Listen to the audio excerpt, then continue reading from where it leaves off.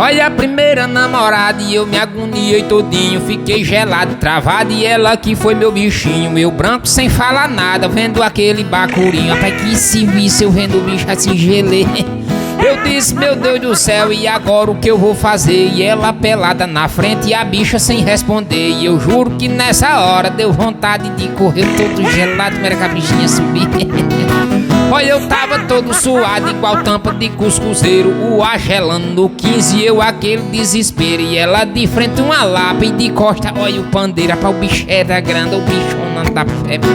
Eu disse, vamos parar, e o que nós nem começou. E ela disse, agora é tarde, olha a vontade que eu tô. Pulou em cima de mim, que a cama velha torou.